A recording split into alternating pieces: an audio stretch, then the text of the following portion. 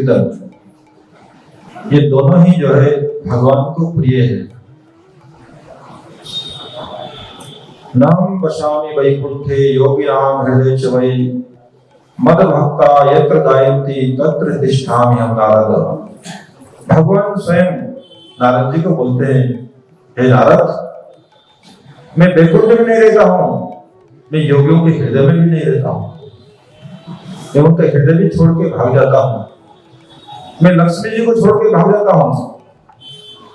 किंतु जहां मेरे भक्त भाव से प्रेम से मेरी कथा का कीर्तन करते हैं, मेरा गुणगान करते हैं, मेरा संकीर्तन करते हैं, वहां पर मैं अवश्य ही रहता हूं।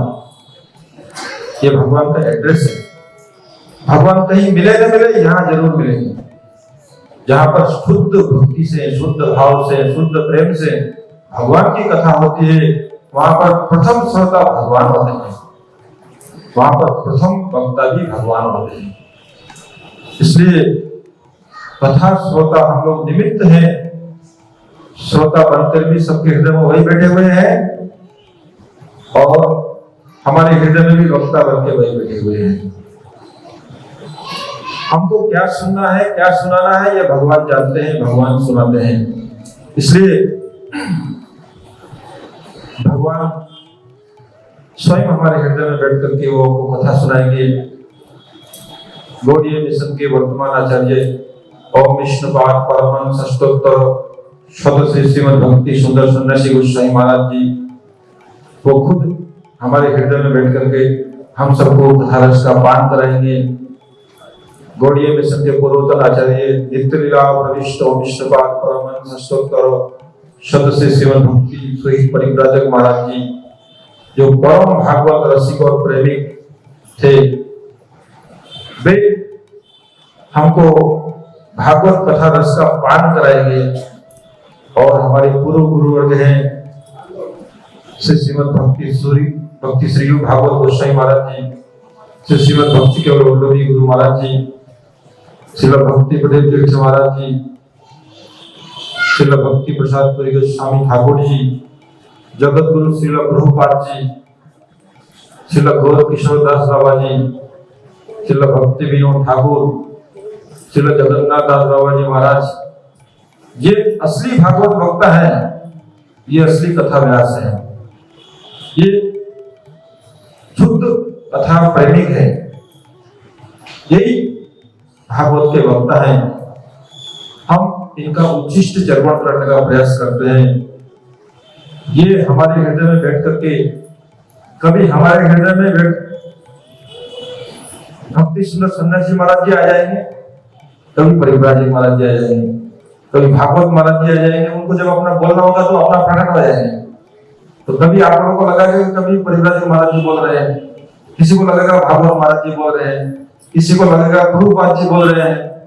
तो आदि वक्ता, आदि कथा व्यास सुखदेव गोस्वामी जी।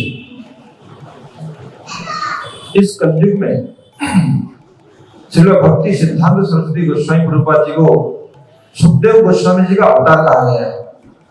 इस कलयुग में श्रील भक्ति सिद्धांत सरस्वती गोस्वामी प्रभुपाद जी जिन्होंने गौड़ीय मिशन का स्थापना किया, गौड़ीय मठ का स्थापना किया गया, उनको सुखदेव गोस्वामी जी का अवतार कहते हैं। उनके जैसा भागवत वक्ता, उनके जैसा अखंड ब्रह्मचारी, उनके जैसा निराग वक्ता इस संसार में दुर्लभ है। वे जन्म से ही जो है सुखदेव गोस्वामी जी की तरफ वैरागी थे, सुखदेव गोस्वामी जी की तरफ प्रेमिक थे। सुखदेव गोस्वामी जी तो माँ के गर्भ से निकलते ही जंगल में भाग गए। उनको तो माँ का पता न पिता का पता। वो तो जन्म से ही माया मुक्त है, जन्म से ही विरक्त है, जन्म से ही भगवान के अनन्य प्रेमी है। जो अनन्य प्रेमी होता है भगवान का, उसके मुंह से भगवान की कथा सुननी चाहिए।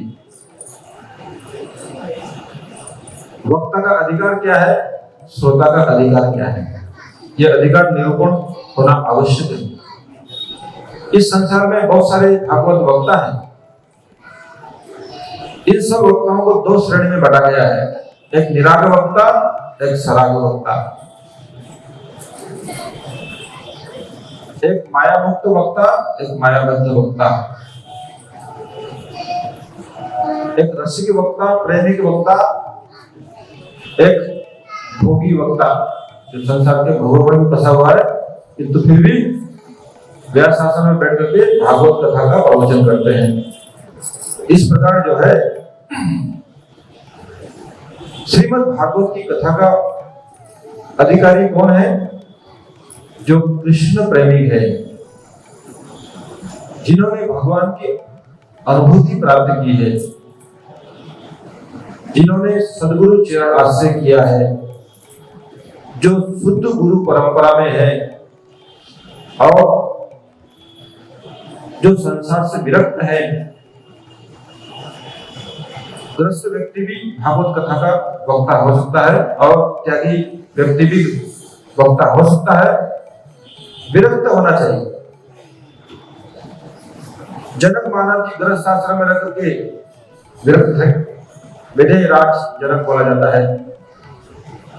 गृहस्थ आश्रम में रह करके उनको अपने शरीर का पता नहीं है, शरीर का भान नहीं। पुंडरीक विद्यानिधि के बारे में आपने सुना होगा चैतन्य भागवत में। इतने भोग में संसार में रह करके भगवान के अत्यंत प्रेम की भक्त थे। अद्वैत आचार्य के बारे में सुना है, श्रीवास पंडित जी के बारे में सुना है, सुदामा जी के बारे में सुना है। ये सब भी भगवान के प्रेमी भक्त हैं, ये भी वक्ता है।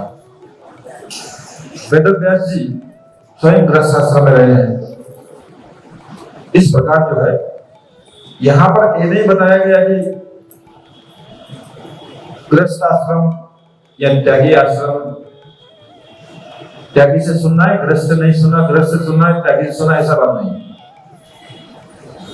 भगवान का प्रेमिक होना चाहिए, भगवान का शुद्ध भक्त होना चाहिए, उसके अंदर सांसारिक कामना वासनाएं नहीं होनी चाहिए, वो माया से मुक्त होना चाहिए, उसको संसार का कोई लोभ लालच नहीं होना चाहिए और उसको भागवत का परिपक्व ज्ञान होना चाहिए, उसको समस्त शास्त्रों का भी सार पता होना चाहिए और वक्ता रसिक होना चाहिए जो श्रोता को बहुत आसानी से समझा सके। क्लिष्ट भाषा में, कठिन भाषा में बोलना ये अच्छे वक्ता का लक्षण नहीं होता। जो अच्छा वक्ता होता है वो बहुत सहज सरल भाषा में बोलता है ताकि सभी लोग उसको आसानी से समझ सके।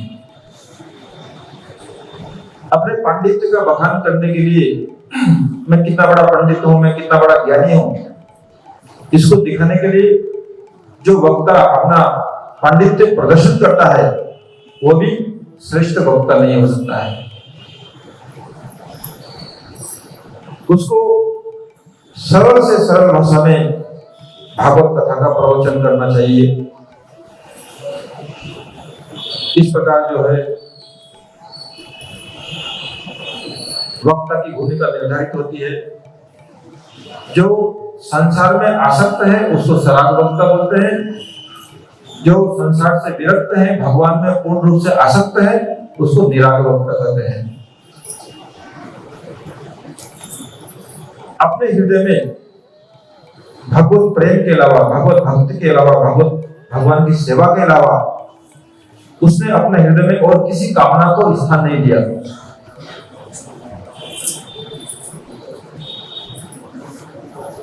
कहीं तो कहिए आत्मवंचना, कृष्ण कृष्ण भक्ति बिना अन्य कामना। कृष्ण और कृष्ण भक्ति के बिना उन्होंने अन्य किसी कामना को अपने हृदय में स्थान नहीं दिया। उसको शुद्ध भक्त बोलते हैं। इस प्रकार जो है हम लोग को भगवान का सच्चा प्रेमी बनना है, नकली प्रेमी नहीं बनना है। बाजार में नकली भी सामान मिलता है, असली भी सामान मिलता है। तो भगवान भी जो है कौन नकली भक्त है, कौन असली भक्त है, उनका सीसीटीवी कैमरा आते ही तुरंत कैच कर लेता है। तो आप सच्चे भक्त हैं, पक्के भक्त हैं, तो आपको श्रेष्ठ फल मिलेगा।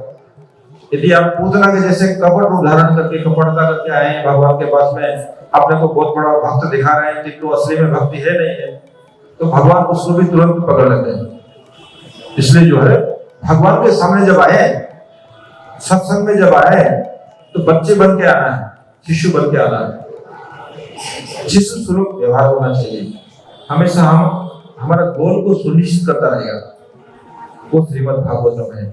इसलिए जो है सर्व लोकैक दृक्पदा, सर्व भागवत प्राण, इस संसार में जितने भी भागवत हैं, चाहे वो देवी भागवत हो व अनन्य जितने भी भागवत हैं, तो उन समस्त भागवत के अंदर श्रेष्ठ भागवत है श्रीमद् भागवतम। कलियुग ध्वंत उदित आदित्य श्री कृष्ण परिवर्तित। इस कलयुग में अज्ञान रूपी अंधकार को दूर करने के लिए भागवत सूर्य रूप में प्रकट हुआ है। ये कलयुग यदि अज्ञान रूपी अंधकार है, तो भागवत सूर्य रूपी ज्ञान का प्रकाश है। जब सूर्य का प्रकाश होता है, सूर्य उदित होता है, तो 12 घंटे की रात्रि का अंधकार 1 सेकंड में दूर हो जाता है। नहीं तो रात्रि के अंधकार को दूर करने के लिए आप कितना भी ट्यूबलाइट लगा दीजिए, कितना भी हेलोजन लगा दीजिए, कितना भी कुछ लगा दीजिए, किंतु सारे संसार को कोई अंधकार से मुक्त नहीं कर सकता है। सारे संसार को एक साथ अंधकार से मुक्त कर सकता है सूर्य। उसी प्रकार जिसके जीवन श्रीमद् भागवत रूपी सूर्य उदित होता है, उसके अंदर जन्म जन्मांतर का जितना अज्ञान होता है वो एक क्षण में दूर हो जाता है। इसलिए हमको श्रीमद् भागवत की शरण में आना चाहिए। उससे जो है इस संसार का सबसे श्रेष्ठ ज्ञान हमको प्राप्त होगा। परमानंद पाठाय प्रेम वस्त्र अक्षराय। प्रति पद में ये श्रीमद् भागवत प्रेम देने वाला है। कौन सा प्रेम देने वाला है? संसारिक प्रेम नहीं, भगवत प्रेम, कृष्ण प्रेम, ईश्वर प्रेम। भगवान के चरणों में प्रेम प्रदान करता है, प्रेम भक्ति प्रदान करता है। जिसके जीवन में भगवान का प्रेम है, जिसके जीवन में भगवान की भक्ति है, उसके जीवन में कोई अभाव नहीं है, उसका जीवन परिपूर्ण रहता है। जिसके जीवन में भगवान के सिवा सबका प्रेम है, फिर भी उसका जीवन इनकम्प्लीट है, इम्परफेक्ट है। जा पर कृपा राम की हुई, ता पर कृपा करे सब कोई। जिन पर भगवान राम की कृपा होती है, उन पर सब कृपा करते हैं, और जिन पर भगवान रूठ जाते हैं, अपने भी पराये हो जाते हैं। एक सेकंड में सब पराये हो जाएंगे। इसलिए जो है जितना भी परिश्रम करना है वो भगवान को रिझाने में करना है, भगवान को संतुष्ट करने में करना है, भगवान से प्रेम करने में करना है। सारे लोग तो अपने आप मुट्ठी में आ जाएंगे। हम क्या करते हैं? पति को रिझाने के लिए बहुत दिन रात परिश्रम करते हैं। मेरा पति कैसे संतुष्ट हो जाए, मेरा पति कैसे मेरी बात मान ले, ताकि दुर्गा पूजा में बड़े बड़े कपड़े ला दे हमारे लिए और कुछ नए गहने ला दे। ऐसे हम लोग प्रयास करते हैं। माता पिता को रिझाने के लिए बच्चा प्रयास करता है, बेटा माता पिता के चरण दबाता है, बार बार प्रणाम करता है और उनके आज्ञा का पालन करता है। इसलिए मुझे एक बाइक खरीद के देने बाबा, बहुत जल्दी मुझे एक बाइक खरीदने वाले हैं, क्योंकि मुझे बाइक का जरूरत है। मैं जो है मेरे मित्रों के साथ में घूमना चाहता हूँ बाइक से, इसलिए मेरे पापा मुझे एक जल्दी से बाइक दे देंगे, क्योंकि वो जब तक संतुष्ट नहीं होगा तब तक नहीं होगा। पुत्र पापा को संतुष्ट करने में लगा है, कभी कभी पिता पुत्र को संतुष्ट करने में लगा है। क्यों? बुढ़ापे का सहारा है, यही मुझे देखेगा और कौन देखेगा? मैं बूढ़ा हो जाऊंगा, बीमार हो जाऊंगा तो कौन देखेगा मुझे? इसके अलावा तो कोई सहारा नहीं है। इसलिए जो है वो उसको रिझाने में लगा है। मित्र को रिझाने में लगा हुआ है। संकट का सहारा मेरा मित्र ही है। मैं दुख में पड़ जाऊंगा, मित्र मेरा सहायता करेगा। सुर नर मुनि सबके रीति, सारथि लागे करय सब प्रीति। सुर नर मुनि सबके रीति, सारथि लाग करे सब प्रीति। इस संसार में भगवान के अलावा, भगवान के शुद्ध भक्तों के अलावा, सदगुरु के अलावा सबका प्रेम स्वार्थ से परिपूर्ण है। निस्वार्थ प्रेम कहीं नहीं मिलेगा। सबका प्रेम डुप्लीकेट मिलेगा, बाजार में असली माल नहीं मिलेगा। प्रेम खोजने जाओगे सबके पास नकली ही मिलेगा, क्योंकि इस दुकान में वो शुद्ध माल है नहीं। अब जिस दुकान में शुद्ध माल नहीं है, स्टोर रूम को खोज लो, दुकान को खोज लो, जहां भी जाओगे माल तो नकली मिलेगा, क्योंकि ऑलरेडी दुकान में माल नकली है, पूरा खरीदे नकली गया है। इस संसार में जो है हर चीज नकली है, असली नहीं। आपको असली चीज का पता करना है तो वो भगवान के पास आना होगा। भगवान का प्रेम सच्चा है, भगवान की भक्ति सच्ची है, भगवान का अनुग्रह सच्चा है, भगवान का आशीर्वाद भी सच्चा है, भगवान का अभिशाप भी सच्चा है। संत लोग कभी कभी अभिशाप देते हैं, उसमें भी जीव का कल्याण हो जाता है। संत लोग कभी कभी डांट देते हैं, कभी शासन कर देते हैं, उसमें भी जीव का कल्याण हो जाता है।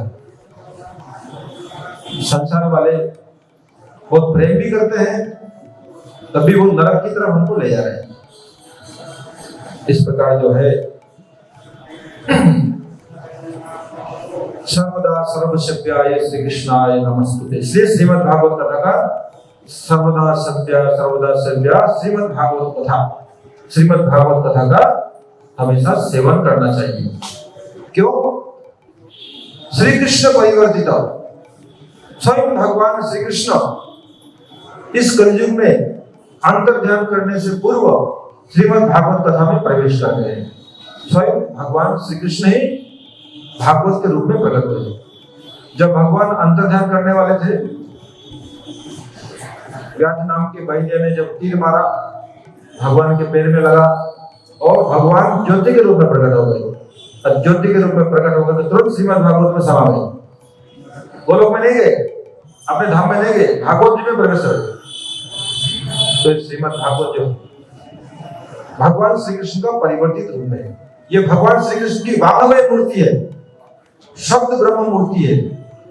जैसे भगवान श्री कृष्ण विग्रह के रूप में है, भगवान श्री कृष्ण नाम के रूप में है, भगवान श्री कृष्ण धाम के रूप में है, उसी प्रकार भगवान श्री कृष्ण जो है ये ग्रंथ के रूप में भी है।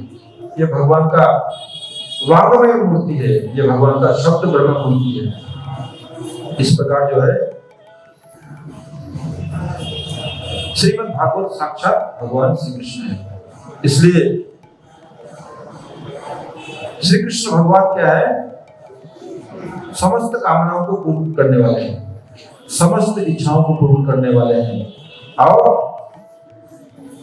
हमको जो है अपने चरणों की सेवा में लगाने वाले हैं। इसलिए भागवत कथा सुनने के समय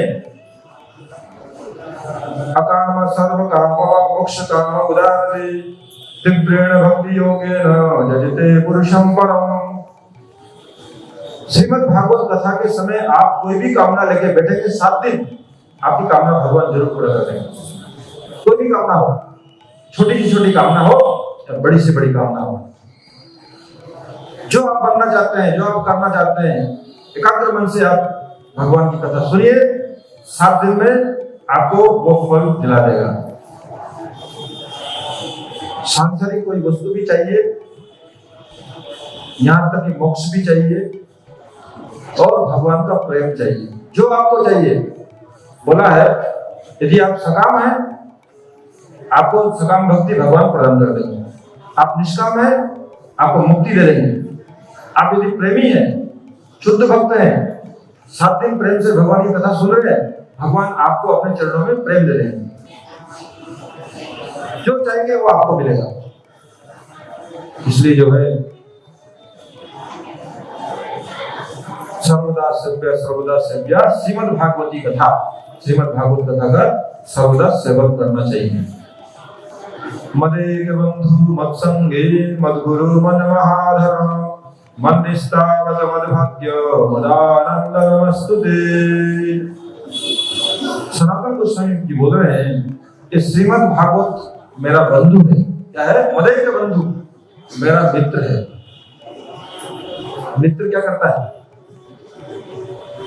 विषम परिस्थिति में रक्षा करता है, सही परामर्श देता है। जब हम जीवन में संकट में पड़ जाते हैं तो अपने मित्र को फोन करते ही नहीं करते हैं, बताओ यार क्या करें, वो दुविधा में फंस गया हूँ, ऐसा ऐसा हो रहा है, थोड़ा सा बुद्धि दो, क्या करें। यदि आपका मित्र सच्चा होगा, उसका अच्छा ज्ञान होगा तो आपको सही मार्ग पर ले जाएगा। यदि आपका मित्र ही असत है तो आपको गलत रास्ते पर ले जाएगा। तो जीवन में आप कैसे हैं इसका परिचय आपकी संगत में रहते हैं, उससे आपका परिचय मिलता है। आप जीवन में क्या बनना चाहते हैं और क्या बनेंगे, आपका संग बोल देगा। आप जिस संगत में रहते हैं वो बोल देगा। इससे सनातन गोस्वामी जी किसी को मित्र नहीं बना करके भागवत जी को मित्र बना रहे हैं। जब जब भी उनको संकट आएगा, आप हमको गाइड करना, आप हमको बताना मुझे क्या करना है नहीं करना है। मैं मित्र को फोन नहीं लगाऊंगा, भागवत जी को फोन लगाऊंगा।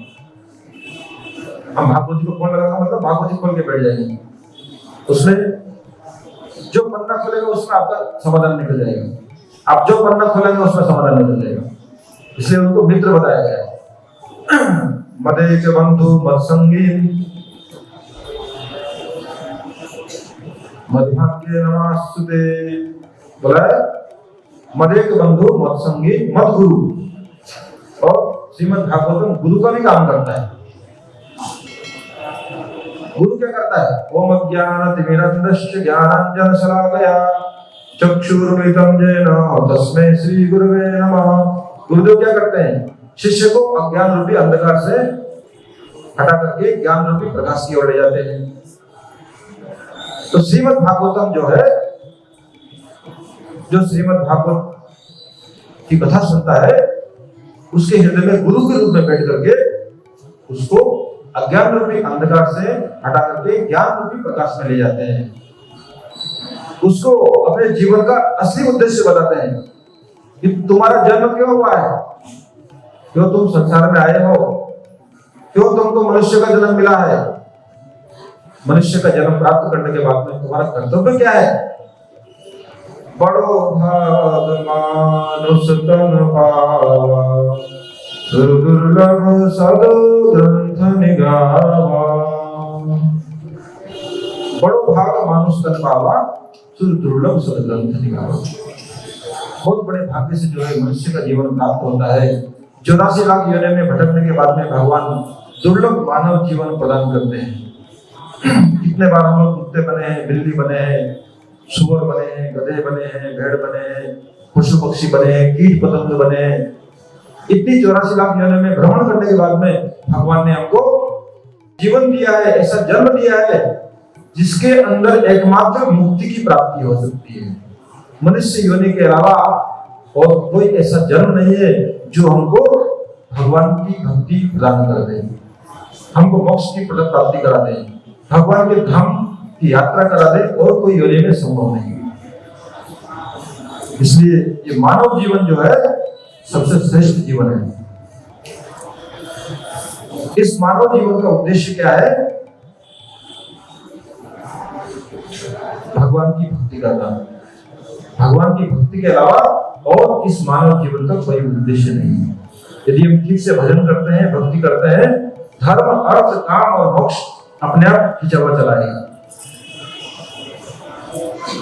ये इसका सब नौकर है। यदि भक्ति महारानी है, ये सब नौकर चाकर है। मालिक को भेजा लीजिए, मालिक को अपना बना लीजिए। रानी और राजा आपका हो गया तो नौकर चाकर सब अपने आप हो जाएंगे। इस संसार के जितने भोग विलास हैं ये सब अपने आप आपके पास आ जाएंगे। आपको अच्छा गाड़ी मिलेगा, अच्छा बाड़ी मिलेगा, अच्छा पति मिलेगा, अच्छा मित्र मिल जाएगा, सब कुछ अच्छा होगा। क्योंकि भगवान की कथा मतलब मंगल ही मंगल आपको देने वाली है। मंगलमय, मंगल भवन अमंगलहारी। इसलिए जो है आप जीवन में सब शुभ प्राप्त करना चाहते हैं, अच्छा प्राप्त करना चाहते हैं, जीवन में हर काम में अच्छी वस्तु को प्राप्त करना चाहते हैं, तो आपको श्रीमद् भागवत की शरण में आना होगा, भगवान की भक्ति करनी होगी। इस प्रकार जो है हम लोग जो है सनातन गोस्वामी जी के द्वारा भागवत का जो महात्म्य वर्णन है उसका सुन रहे हैं। और अंतिम श्लोक है, असाधु साधुता दायन अति निच्च उच्चिताकर हान मंच कदाचित माम प्रेमना हृद कंठे स्फुरः। सनातन गोस्वामी जी श्रीमद् भागवत की महिमा का वर्णन करते हुए बोल रहे हैं, असाधु साधुता दायन, कोई कितना से बड़ा असाधु क्यों ना हो, अभी चेत सुदुराचारो भजते माम अनन्य भाव साधु रेव समंतव्यो सम्यक व्यवस्थितो हितम। गीता में कहा है, क्षिप्रम भवति धर्मात्मा सस्व शांति निगच्छति कौन्तेय प्रतिजानी न मे भक्त प्रणश्यति। श्रीमद् भागवत जी बोलते हैं, आप चाहे अजामिल हो, आप चाहे रत्नाकर डकैत हो, आप चाहे जगाई माधाई हो, कितने से बड़े भी आप पापी क्यों ना हो, कितने से बड़े भी आप डकैत क्यों ना हो, असाधु क्यों ना हो, भागवत जी गारंटी लेती है असाधु साधुता है। असाधु को साधु बनाने की जिम्मेदारी भागवत ले रहा है। कोई कितना से बड़ा भी असत व्यक्ति क्यों ना हो, चोर डकैत बदमाश भ्रष्टाचारी जो भी हो, पापी क्यों ना हो, अपराधी क्यों ना हो, भागवत की शरण में आ जाएगा। भागवत गारंटी लेता है मैं आपको शुद्ध बना दूंगा। तो गवर्नमेंट भी जो है गारंटी नहीं ले सकती है, जेल खाने में डाल सकती है, तो शुद्ध करने की गारंटी गवर्नमेंट भी नहीं ले पाती है। वो सुधर जाएगा कोई गारंटी नहीं है, वापस आके वो वैसे पाप कर सकता है, वैसे अपराध कर सकता है। तो भागवत जी गारंटी लेता है, जो मेरी शरण में आ जाएगा मैं गारंटी लेती हूं कि वो साधु हो जाएगा, वो शुद्ध हो जाएगा, वो पवित्र हो जाएगा, वो निर्मल हो जाएगा। असाधु साधुता दायिन अति नीच उच्चदात, कोई किसने बड़ा से बड़ा पतित क्यों ना हो, समाज ने जिसका बहिष्कार कर दिया, समाज से जिसको सम्मान नहीं मिलता है, समाज से जिसको मर्यादा नहीं मिलती है, ऐसे जो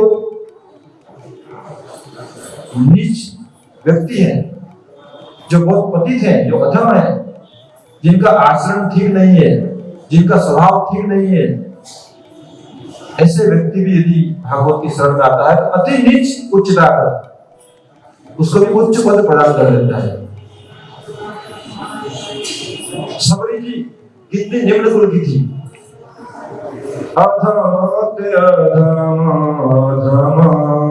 नारी तिन में मति मंद गवारी। सबरी जी नारी जाति में शूद्र कुल में पैदा हुई थी। ऐसा उन्होंने क्या क्या तप किया, ऐसी कौन सी भक्ति की, भगवान राम उनके झूठे वेद खा रहे हैं, प्रेम से झूठे वेद खा रहे हैं। अति नीच उच्चता, नीच व्यक्ति को उच्च पद प्रदान करने का गारंटी भागवत देता है। विदुर जी दासी के पुत्र थे, विदुर जी दासी के पुत्र थे, आप लोग जानते हैं। दुर्योधन का मेवा त्याग्यो सात विदुर बर खायो, ऐसे प्रेम पुजारी प्रभु जी भक्तन के मन भाई। विदुर जी का दुर्योधन का 56 भोग त्याग कर दिया, नहीं खाऊंगा दोबारा 56 भोग, जरूरत नहीं है मुझे। दुर्योधन भगवान श्री कृष्ण को अपने पल्ले में करने के लिए, अपनी तरफ लेने के लिए वो बहुत चतुराई कर रहा था। भगवान कृष्ण मेरी तरफ आ जाएंगे तो मेरा जीत हो जाएगा, इसलिए उनको अपनी तरफ करने के लिए बहुत स्वागत सत्कार कर रहा था। 56 भोग बना के लाता है, सोने की थाली में सजा के लाता है, प्रभु जी भोग लगाइए। दुर्योधन क्षमा करना, तुमसे मेरा प्रेम नहीं है और मुझे भूख भी नहीं, इसलिए मैं जो है तुम्हारे यहाँ का अन्न ग्रहण नहीं कर सकता। पापी का अन्न, अधर्मी का अन्न मैं कभी नहीं खाता। तुम्हारे अंदर भक्ति नहीं, तुम्हारे अंदर प्रेम नहीं है। दो कारण से आदमी किसी के घर में भोजन करता है, या तो अभाव में, नहीं तो स्वभाव में। हम बहुत भूखे हैं, बहुत दरिद्र हैं, बहुत गरीब हैं, हम भोजन कर लेंगे, या किसी के साथ में मेरा बहुत प्रेम है तब भोजन करेंगे।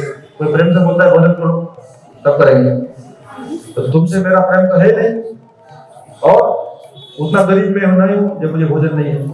भगवान बोले मैं गरीब भी नहीं हूं, इसलिए भगवान श्री कृष्ण दुर्योधन का 56 भोग त्याग करके विदुर जी के घर में जाकर के केले के छिलके खाते हैं, साग भात खाते हैं। ऐसे प्रेम पुजारी प्रभु जी भक्तन के मन। ऐसे भगवान का भजन नहीं करके किसका भजन करोगे बताइए? अहो किम यम स्तन काल कूटम जिंगम सयापाय तपय सद्वी देवी गति धत्रितां गति कमवादया शरणं ब्रजे। भगवान कृष्ण के गुणों के बारे में बोल रहे हैं। पूतना जैसी राक्षसी भगवान को मारने के लिए आती है और उस पूतना को भगवान वही गति देते हैं जो एक माँ को देते हैं।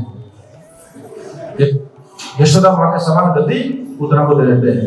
ऐसे दयालु भगवान संसार में कौन है? ऐसे दयालु भगवान का भजन सबको करना चाहिए। इस प्रकार जो है हम लोगों ने भागवत महात्म्य में सुना है। सनातन गोस्वामी जी के श्रीमुख से भागवत में वर्णित महात्म्य हम लोग अभी श्रवण करेंगे। इस प्रकार जो है ये श्रीमद् भागवत जो है सब शास्त्रों का सार है।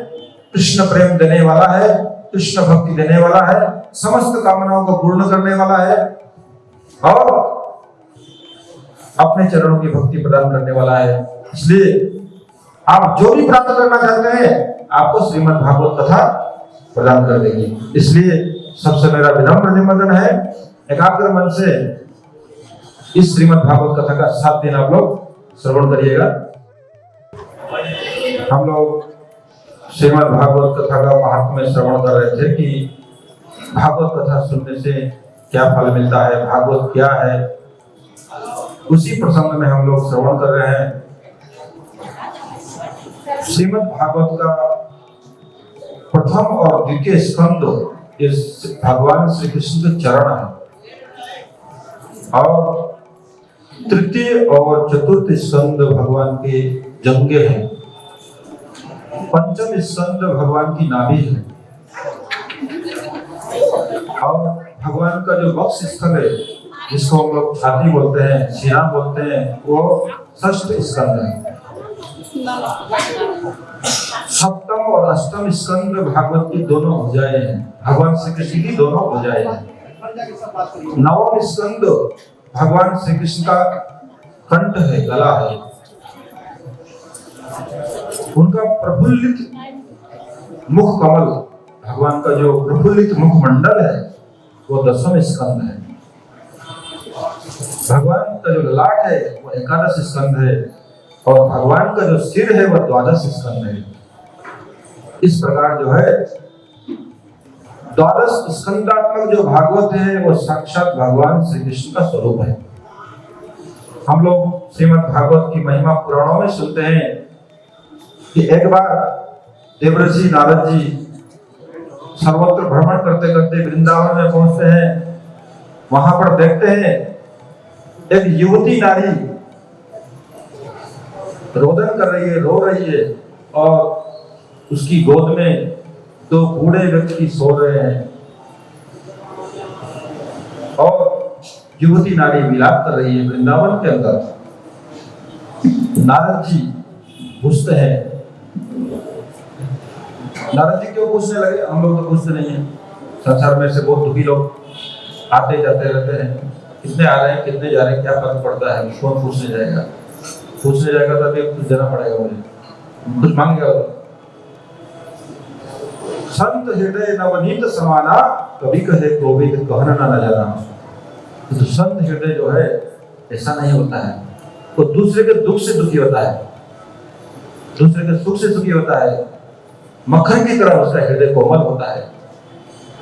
मक्खन के पास में आप वहां पर आग जल रही है, यहाँ पर एक मक्खन का लोंदा है तो पिघल जाएगा, आग को लेकर के पास में ले जाना पड़ेगा। तो संत के बारे में कहा गया मक्खन से भी ज्यादा कोमल है, मतलब आग को देख करके, दुख को देख करके उसका हृदय द्रवीभूत हो जाता है, दूसरे के दुख से दुखी हो जाता है।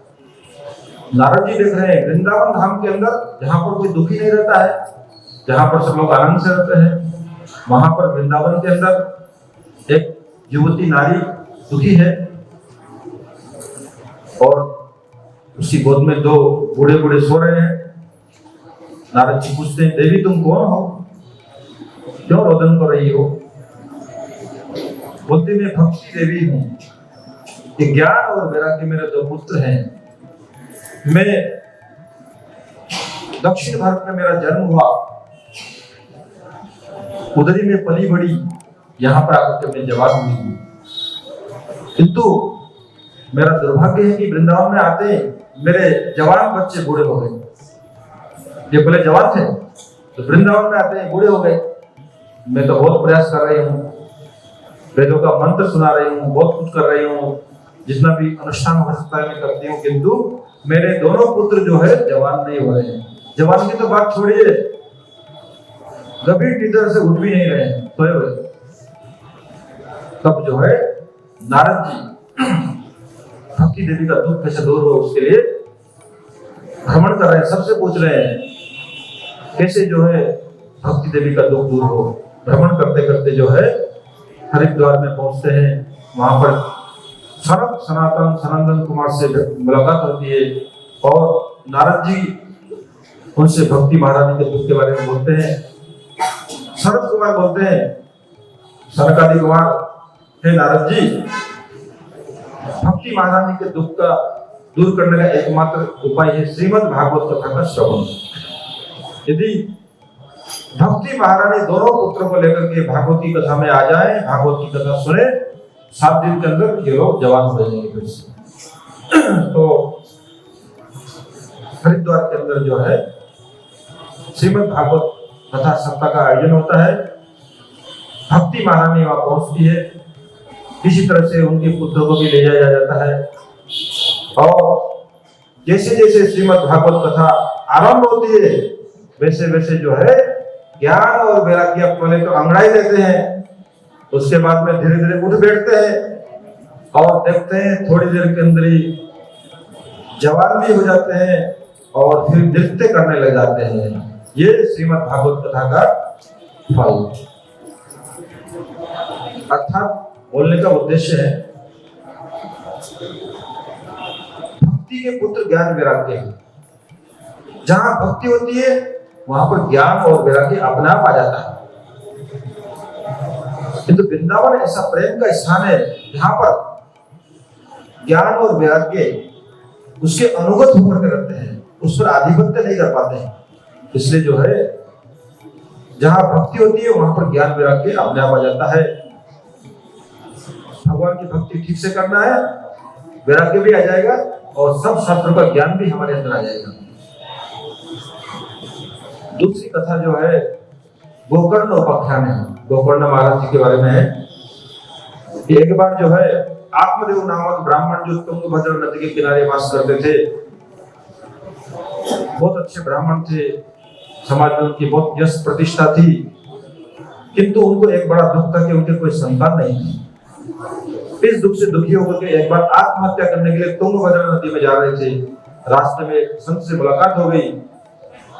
संत पूछ बैठते हैं, आप इस एकांत जंगल में इस तरफ कहाँ जा रहे हैं, नदी की तरफ?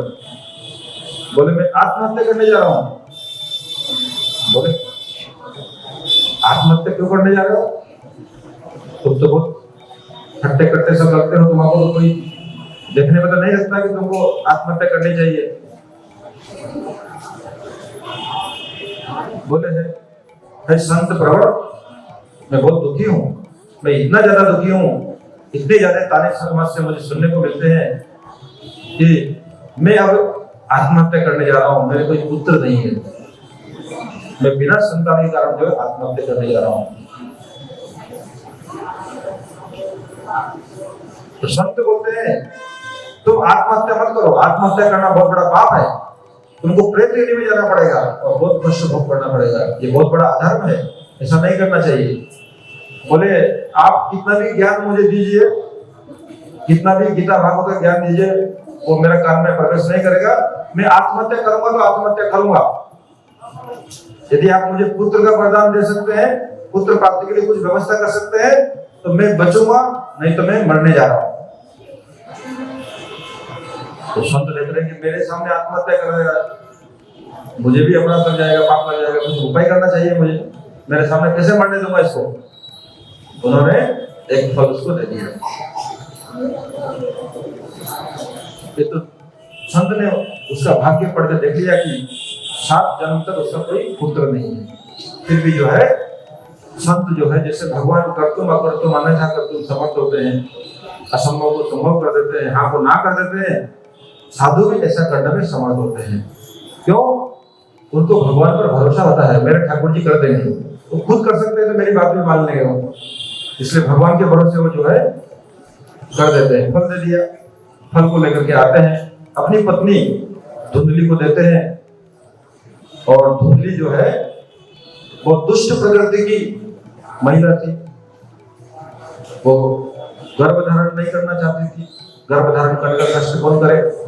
9 महीना तक बच्चे को पेट में रखना पड़ेगा, अच्छा खा नहीं पाऊंगी, अच्छे से सो नहीं पाऊंगी। इस प्रकार जो है उसने उस फल को गाय को खिला दिया। समय आने पर जो है उसकी बहन के एक पुत्र होता है, उस पुत्र को गोद ले लेती है, और समय आने पर गाय के भी बछड़ा होता है। कैसा बछड़ा होता है? गोकर्ण जी, मनुष्य का शरीर है किंतु केवल कान जो है गाय की तरह है, सब कुछ मनुष्य की तरह है, खाली कान उनके गाय की तरह, गोकर्ण है।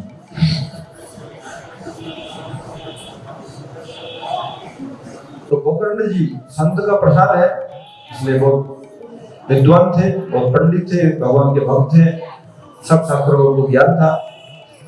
किंतु धुंधुकारी जो उसकी बहन का बेटा था, वो दुष्ट प्रकृति का था, वो राक्षस प्रकृति का था। कुछ समय के बाद में वो जो है समाज के अंदर बहुत अत्याचार करने लगा, परिवार के ऊपर अत्याचार करने लगा, माता पिता को भी कष्ट देने लगा। अंत में माता पिता इतने दुखी हुए, उसके दुखी से दुखी होकर के घर छोड़ के चले गए, और उन्होंने भगवान की भक्ति की और वो भगवान के धाम प्राप्त हो गए। इधर गोकर्ण जी जो तीर्थ यात्रा में निकल गए, और धुंधुकारी जो है अपने घर में एक वेश्या को लेके आता है। एक वेश्या से संतुष्ट नहीं होता है, 5 वेश्याओं को लाता है। 5 वेश्याओं को संतुष्ट करने के लिए चोरी डकैती बदमाशी जो भी करना होता है करता है। एक बार राजा के यहाँ से धन चोरी करके ले आता है, राजा के खजाने से।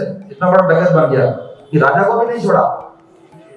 जब उनकी पत्नी को पता लगा कि तो राजा का खजाना भी लूट लिया है, अब राजा को पता लग जाएगा तो इसके साथ हम भी मरेंगे, हमको भी चूल्हे पर चढ़ा देगा राजा। इसलिए अपने आप को बचाने के लिए इसको फांसी पर लटका दिया। गरम दहकते हुए अंगारे उसके मुंह में डाल के उसको मार दिया। इस प्रकार जिसकी हत्या होती है वो प्रेत योनि में, राक्षस योनि में चला जाता है। तो धुंधुकारी जी जो है राक्षस बन गए, प्रेत बन गए। और जब गोकर्ण जी को पता लगा कि इस प्रकार मेरे भाई का वध हुआ है, उन्होंने ग्राम में श्राद्ध किया, पिंडदान किया अपने भाई के नाम पर गोकर्ण जी ने। फिर भी जो है उसकी आत्मा को शांति नहीं मिली। एक बार गोकर्ण जी भ्रमण करते करते अपने गांव में आते हैं, देखते हैं रात में जो है बार बार जो है वो एक छाया के रूप में आता है और कुछ कहना चाहता है। तो गोकर्ण जी ने जो है वो ताकि बोल सके ऐसा उसको व्यवस्था किया। तो उन्होंने बोला कि मैं आपका भाई धुंधुकारी हूँ, मैं प्रेत योनि में चला गया हूँ, मेरा उद्धार कीजिए। बोले तुम्हारे उद्धार के लिए तो मैंने गया में पिंड दिया है, तुम्हारा तो उद्धार हो जाना चाहिए अभी तक। बोले मैं पापियों का सरदार हूँ, मैं पापियों का राजा हूँ, बहुत बड़ा पापी हूँ, मेरा उद्धार ऐसे तैसे नहीं होने वाला है, और कुछ उपाय करिए। तब जो है गोकर्ण महाराज ब्राह्मणों से पूछते हैं, विद्वानों से पूछते हैं क्या किया जाए। तो कुछ गुणीजन बोलते हैं कि श्रीमद् भागवत कथा का पारायण करिए। श्रीमद् भागवत कथा करते हैं, धुंधकारी को जो है बांस के अंदर आह्वान करते हैं, एक बांस के अंदर स्थापित कर दिया जाता है। एक दिन की कथा खत्म होती है, एक गांठ खुल जाती है, दूसरे दिन की कथा खत्म होती है, दूसरी गांठ खुल जाती है। इस प्रकार जो है 7 दिन में जो है 7 गांठें खुल जाती है। और गोकर्ण जी सबके देखते देखते 7वें दिन के अंत में भगवान के धाम चले जाते हैं, यान में बैठ करके। वैकुंठ से भगवान नारायण के दूतों को यान में लेने के लिए आते हैं, पुष्पक विमान में। सब लोग जो है उस यान में बैठा करके उसको ले जाते हैं, सबके देखते देखते। गोकर्ण जी को सभी बोलते हैं, कथा तो हमने भी सुनी है, हमारे लिए तो कोई याद नहीं है, केवल धुंधकारी के लिए आया। हम लोग क्या बेकारी बैठे हैं, हमारा 7 दिन का समय से नष्ट हो गया। बोले जितना प्रेम से, जितना निष्ठा से इस धुंधकारी ने कथा सुनी है, उतनी आप लोगों ने नहीं सुनी है। आप लोग भी उतनी निष्ठा से सुनते तो आपके लिए भी भगवान ज्ञान भेज देते। ठीक है, दोबारा कथा करते हैं। फिर दोबारा कथा हुआ, सब लोगों ने बहुत प्रेम से, निष्ठा से सुनी और भागवत कथा के अंदर सबके लिए भगवान ने वैकुंठ से ज्ञान भेजा और सब लोग भगवान के धाम चले गए। बोले वृंदावन बिहारी लाल की। तो भगवान की कथा सुनने से भगवत प्राप्ति भी हो जाती है, भगवान के धाम में जाने का टिकट कंफर्म हो जाता है। तो अभी तो हमको भगवान के धाम नहीं जाना है, भगवान के धाम चले जाएगा तो घर कौन जाएगा, घर का काम कौन करेगा, पति को कौन संभालेगा, घर बार का काम कौन करेगा, कौन झाड़ू देगा, कौन रसोई बनाएगा। इसलिए भगवान से भी जाने का टिकट नहीं मांगना है, इसलिए बड़े से कथा भी नहीं सुनना है। ठीक है,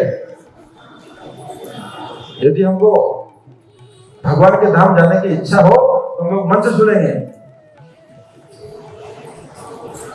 नहीं तो कहीं अचानक यान ना आ जाए और हमको लेके भाग जाए, फिर हमारा पति रोता रहेगा, हमारा बेटा रोता रहेगा, हमको पटना की याद आती रहेगी, मेरा पटना छूट गया, मेरा पटना छूट गया। तो ऐसे तो बहुत मुश्किल हो जाएगा ना। इसलिए भगवान के धाम जाने के लिए जिसकी इच्छा है उसके लिए ज्ञान आ जाएगा। किंतु इस संसार में हम लोग जितना भी आसक्त बन के रहे, जितना भी सांसारिक वस्तुओं को चाहें, एक दिन सब हमको रुलाएगी, सब हमको धोखा देगी। यहाँ पर जन्म मृत्यु जरा व्याधि है, असंख्य असंख्य बीमारियां हैं। बुढ़ापा छोड़ेगा नहीं हम लोग को, जन्म छोड़ेगा नहीं, मृत्यु छोड़ेगी नहीं। अभी मनुष्य बने हैं, बाद में कुत्ते भी बन सकते हैं, बिल्ली भी बन सकते हैं, तब कितना आनंद होगा। अभी तो इतना अच्छा शरीर मिला है, बाई चांस अगले जन्म में यदि कुत्ते बन गए, डंडा खाना पड़ेगा बार बार। इस प्रकार जो है मनुष्य जीवन जो है अपने जीवन को सुधारने का समय है। इस प्रकार जो है भागवत महात्म्य हम लोग श्रवण किए हैं, इसलिए बहुत प्रेम से जो है हम लोग को 7 दिन भगवान की कथा सुनना है। अभी हम लोग मूल श्रीमद् भागवत में प्रवेश करते हैं। श्रीमद् भागवत का मंगलाचरण करते हैं वेदव्यास जी, श्रीमद् कृष्ण देवायन वेदव्यास। इन्होंने भागवत की रचना की है। भागवत किसने लिखा है? वेदव्यास ने लिखा है। इनका पूरा नाम क्या है? श्रीमद् कृष्ण देवायन वेदव्यास। संस्कृत में हम लोग व्यास जी बोलते हैं, जिसको थोड़ी ज्यादा जानकारी वो वेदव्यास जी बोलता है, जिसको थोड़ी ज्यादा जानकारी वो देवपायन वेदव्यास बोलता है, और जिसको पूरी जानकारी है वो क्या बोलेगा? श्रीमद् कृष्ण देवपायन वेदव्यास। ये इनका पूरा नाम है। तो भागवत के रचयिता है, भागवत के लिखने वाले हैं। और गीता के लिखने वाले कौन है? गीता के लिखने वाले कौन है बताइए? भागवत किसको पता है गीता किसने लिखा है? गणेश जी ने लिखा है। और बताइए गीता किसने लिखा है? और किसी को पता है?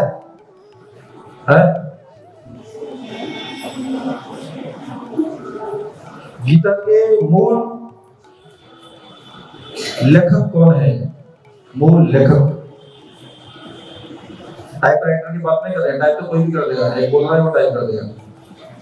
गणेश जी टाइप करने वाले, लिखने वाले हैं, कंप्यूटर में टाइप करने वाले हैं। यस, तो गीता जी लिखा है किसने? वेदव्यास जी ने। क्योंकि गीता जो है महाभारत का एक पार्ट है, महाभारत का एक अंश है, विष्णु पर्व का। और महाभारत किसने लिखा है? वेदव्यास जी ने लिखा है। इसलिए गीता के रचयिता भी वेदव्यास जी हैं, वेदों के रचयिता भी वेदव्यास जी हैं, वेदांत के रचयिता भी वेदव्यास जी हैं। वेद, वेदांत, उपनिषद, पुराण, इतिहास, इतने शास्त्रों के रचयिता कौन है? वेदव्यास जी हैं। इसलिए हम लोग साल में एक बार व्यास पूजा करते हैं, करते कि नहीं? उनका ऋण चुकाने के लिए उनको स्मरण करते हैं कि आपने हमारे लिए इतने ग्रंथ लिखे हैं, इतना कुछ धरोहर हमको दिया है, आपके हम ऋणी, आपका स्मरण करते हैं। हम आज प्रतिज्ञा करते हैं कि आपके लिखे हुए ग्रंथों को हम पढ़ेंगे, किंतु दूसरे दिन प्रतिज्ञा तोड़ देते हैं, नहीं पढ़ेंगे। जिस दिन गुरु पूजा होता है, व्यास पूजा होता है, उस दिन कान पकड़ के बोलते हैं, व्यास जी हम आपके ग्रंथों को पढ़ेंगे ताकि हमारा ऋण छूट जाएगा। दूसरे दिन बोलेंगे नहीं पढ़ेंगे, क्षमा करिएगा, बहुत बिजी है, वी आर वेरी बिजी, बहुत व्यस्त है, कितनी पढ़ाई करना पड़ता है, कितना एग्जाम का तैयारी करना पड़ता है, कौन गीता पढ़े, कौन भागवत पढ़े। वो ऋण चुकाने का बात तो बुढ़ापे में देखा जाएगा। जब हम बूढ़े होंगे तो कैसे आपका ऋण चुकाना है उसके बारे में सोचेंगे, अभी तो सही कोई प्लानिंग नहीं है हमारा। तो जिस दिन हमारा जन्म होता है हमारे ऊपर 5 ऋण लग जाते हैं, 5 ऋण जिसको चुकाना पड़ता है, नहीं चुकाएंगे तो नरकों में जाना पड़ता है। देव ऋण, ऋषि ऋण, पितृण, भूत ऋण और माता पितृ ऋण, ये 5 ऋण होता है जो हर किसी को चुकाना पड़ता है। देवता लोग बिना पैसा के हमको ऑक्सीजन दे रहा है, कौन देवता दे रहे हैं ना। और हॉस्पिटल में जाओ ऑक्सीजन चढ़ाएंगे कितना पैसा लेता है? ऑक्सीजन का सिलेंडर का पैसा लेता है कि नहीं? तो देवता लोग बिना पैसा में दे रहा है। गवर्नमेंट हमको लाइट दे रही है, बिल आ जाएगा महीना महीने, इलेक्ट्रिसिटी बिल देना पड़ेगा। और सूर्य देवता कोई बिल मांगता है, कोई टैक्स मांगता है कि मैंने इतना प्रकाश तुमको दिया है, हमको भी थोड़ा सा टैक्स दे दो, पैसा दे दो। तो मांग नहीं रहे, किंतु ऋण है कि नहीं है? वो तो हमको दे तो रहे ना, दे तो रहे। वरुण देवता जल दे रहा है, पानी, पानी के बिना जीवन की कल्पना कोई कर सकता है? वायु के बिना कोई जीवन की कल्पना कर सकता है? पृथ्वी के बिना कोई जीवन की कल्पना कर सकता है? यदि पृथ्वी ना हो तो हम कहां टिकेंगे? रसातल में चले जाएंगे। पृथ्वी नहीं होगा तो अन्न कहां से आएगा? पृथ्वी नहीं होगा तो हम बड़े बड़े मकान कहां बनाएंगे?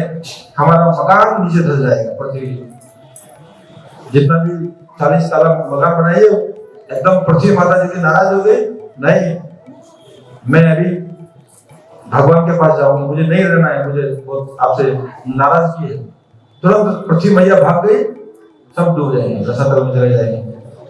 किंतु उस पृथ्वी मैया का ऋण चुकाने का कभी हम लोग सोचते नहीं है। समुद्र में खिले देवी पर्वत स्तन मंडले विष्णु पत्नी नमस्तभ्यम पाद स्पर्श क्रमश्व में, ये पृथ्वी माता को प्रणाम करने का मंत्र है। सुबह उठते ही सबसे पहले पृथ्वी को प्रणाम करना चाहिए इस मंत्र के माध्यम से। समुद्र में खिले देवी पर्वत स्तन मंडले विष्णु पत्नी नमस्तभ्यम पाद स्पर्श क्रमश्व में, ये भगवान की पत्नी है, साक्षात पत्नी है। जब भगवान का वराह अवतार हुआ था उसमें पृथ्वी माता को भगवान अपने दोनों मस्तक पर जो उसके जो वराह भगवान के दोनों नथुने थे उसको धारण करके उसको ले गए थे। उसमें नरकासुर नाम का पुत्र भी हुआ था, तब से जो है वो उनकी पत्नी है। तो भगवान की पत्नी को प्रणाम करेंगे ना, उनके ऊपर अपने पैर बार बार रखते जाएंगे। अब पैर तो रखना ही पड़ेगा, नहीं तो आकाश में उड़ना पड़ेगा। अब पैर रखना पड़ेगा तो कम से कम एक बार तो क्षमा मांग लीजिए। दिन में एक बार तो पृथ्वी माता से परमिशन ले लो, माँ मैं प्रणाम आपके ऊपर पैर रखूंगा, मुझे क्षमा करती रहना। उतना भी समय नहीं है। इसलिए जो है देव ऋण हमारे ऊपर है, पृथ्वी माता का ऋण है, क्षिति जल पावक गगन समीरा पंच तत्व से बना शरीर। ये पंच तत्व के हम ऋणी हैं, ये सब देवता के रूप में है, इसलिए इनका ऋण चुकाना ही पड़ेगा। हम लोग देवी देवता का पूजा, इसलिए सूर्य को जल चढ़ाते हैं कि नहीं, उसे सूर्य का ऋण चुकता है। पवन देवता की भी पूजा करते हैं, वरुण देवता की भी पूजा करते हैं। ऋषि मुनि लोग कितने शास्त्र लिखे हैं हमारे लिए, उसके हम ऋणी हैं। तुलसीदास जी ने क्या लिखा है, रामचरितमानस लिखा है, उसका ऋणी है कि नहीं हम लोग। वाल्मीकि जी ने क्या लिखा है, रामायण लिखा है। उसी प्रकार वेद व्यास ने इतने सारे शास्त्र लिखे हैं, इन सब ऋषि मुनियों के ऋणी हैं हम लोग। वो ऋण चुकाने का एकमात्र उपाय है यदि कम से कम उन ग्रंथों को थोड़ा बहुत हम लोग पढ़ें और पढ़ करके अमल करें, तब ऋण थोड़ा थोड़ा चुकेगा। इस प्रकार जो है माता पिता का ऋण है। इस संसार में जितने प्राणी हैं उनका ऋण है हम लोग। कोई हमारे लिए आटा पीसता है, कोई हमारे लिए अनाज उगाता है, कोई हमारे लिए मार्केट में लाके यहाँ पर जो है सब्जी का मार्केट खोल देता है, और हमको बैठे बैठे गोड़िया मठ के पास में सब्जी का मार्केट मिल जाता है, हमको खेत में नहीं जाना पड़ता। तो बेचारा वो इतना कष्ट करके लेके आ रहा है, तो उससे ऋणी नहीं है हम लोग। इस प्रकार हर कोई एक दूसरे के ऊपर आश्रित है। इतने अच्छे अच्छे कपड़े पहन रहे हैं, कोई तो बनाया होगा इसको, तो जो बनाया उसके ऋणी है हम लोग। एक प्रत्येक जीव दूसरे के ऊपर हम लोग डिपेंडेंट है, ऋणी है। इस ऋण को चुकाने का श्रेष्ठ उपाय क्या है, भागवत जी में बताया कि यदि कोई देवर्षि आप्त भूतानाम पितृनाम न अयम किंकरीच राजन सर्वात्मा शरण्य मुकुंदम गृहीत्वा परिहृत कृतम। जो संपूर्ण रूप से भगवान श्री कृष्ण की शरणागति ले लेता है, उसके पांचों ऋण अनायास से चुक जाते हैं। और जो भगवान की शरणागति नहीं लेता है, ऋण चुकाते चुकाते उसके जन्म जन्मांतर बीत जाएंगे, एक ऋण भी नहीं चुकेगा, एक भी नहीं चुकेगा। और कोई भगवान श्री कृष्ण के शरण में चला जाएगा, एक सेकंड में सब ऋण माफ। सर्वधर्मान परित्यज्य मामेकं शरणं व्रज अहं त्वां सर्वपापेभ्यो मोक्षयिष्यामि मा शुचः। इतना बड़ी गारंटी लेने वाला कोई है संसार में? पूरा गारंटी ले लिया, आज तक तूने जो भी किया है सब माफ, बस अब मेरी शरण में आ जाओ। कोई ऋण तुम्हारे पर नहीं है, कोई पैसा बकाया नहीं है, सब चुका दिया मैंने। लक्ष्मी जी को फोन कर दिया, इनको भी फोन कर दिया, सबको फोन कर दिया। वेदव्यास जी को मैंने फोन कर दिया, वो भी ऋषि ऋण नहीं मांगे आपसे। पवन देवता को फोन कर दिया मैंने, वरुण देवता को भी कर दिया, सबको कर दिया। भगवान एक सेकंड में इतना बड़ा चेक काट देते हैं, तुरंत माफ, आप हो जाएंगे। वो समर्थवान है, इसलिए भगवान कृष्ण की शरण में आने से, भगवान कृष्ण का भक्ति करने से कोई ऋण आपको अलग से नहीं चुकाना पड़ेगा। नहीं तो माता पिता का ऋण भी बहुत भारी होता है, बहुत भयंकर होता है। जन्म देने वाला माता पिता कितना कष्ट करता है बच्चों के लिए, किंतु आज की पीढ़ी जो है माता पिता को भी अनदेखा करती है। जो भगवत तुल्य है उनकी सेवा करनी चाहिए, उनसे प्रेम करना चाहिए, तो उसका दुष्परिणाम हमको भोगना पड़ता है, जीवन में कष्ट आता है। जो बड़ों का अनादर करते हैं उनके जीवन में 4 संकट आ जाते हैं। उसकी आयु कम हो जाती है, उसका यश नष्ट हो जाता है, कभी भी उसके ऊपर कलंक आ जाएगा, ऐसा कोई बदनामी आ जाएगा जो पूरे समाज में आप मुंह दिखा नहीं पाएंगे। वो किसका परिणाम है? संत के चरणों में अपराध का, माता पिता के चरणों में अपराध का, ये कलंक जीवन में आ जाता है। क्यों? हमने कोई बड़ा अपराध किया है, इसलिए जो है यश नष्ट हो जाता है, आयु कम हो जाती है। श्री लक्ष्मी आपको छोड़ के भाग जाएगी, धन आपका टिकेगा नहीं। धन कितना भी कमाएंगे वो इस प्रकार जो है, और आपका बल, जिसको हम लोग शक्ति बोलते हैं, बल, वो भी चला जाएगा, आप दुर्बल हो जाएंगे। अभी आपने अपने आप को बहुत फिट महसूस कर रहे हैं, बहुत पावरफुल महसूस कर रहे हैं, मैं नेता हूँ, मैं ये हूँ, मैं वो हूँ। अब जैसे या कोई अपराध हुआ, आप भीतर से खोखले हो जाएंगे, दुर्बल हो जाएंगे, देखने में लगेगा हट्टे कट्टे, तो भीतर से दुर्बल। इस प्रकार जो है सज्जन बड़े जो माता पिता हैं, गुरुजन हैं, साधु संत हैं, भगवान, इनके चरणों में अपराध नहीं करना चाहिए। अपराध करने से ये चार चीज नष्ट हो जाती है। इस प्रकार जो है हम लोग अभी भागवत की महिमा को श्रवण कर रहे हैं। तो वेदव्यास जी ने जो है श्रीमद् भागवत कथा का भागवत शास्त्र की रचना की है। अभी हम लोग श्रीमद् भागवत के जो रचयिता है वो रचना करने से पहले भगवान को प्रणाम करते हैं, ताकि मैं सारा ग्रंथ जो है बढ़िया से लिख पाऊं। इसलिए भगवान श्री कृष्ण को वो प्रणाम करते हैं, नमस्कार करते हैं। नमस्कार और मंगलाचरण है।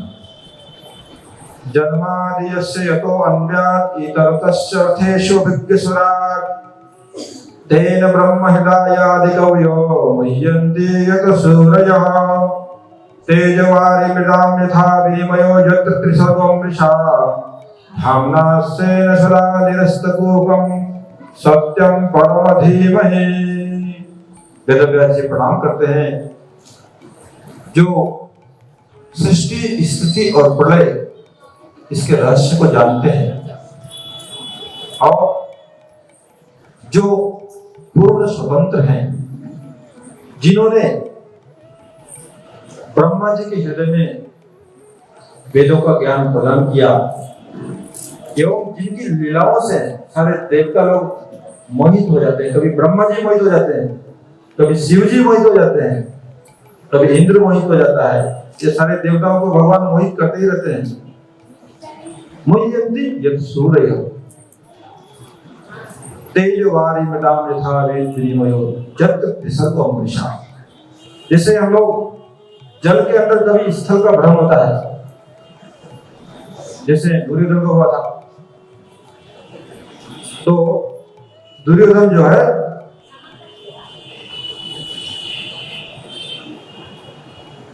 पंच पांडव कहाँ रहते थे?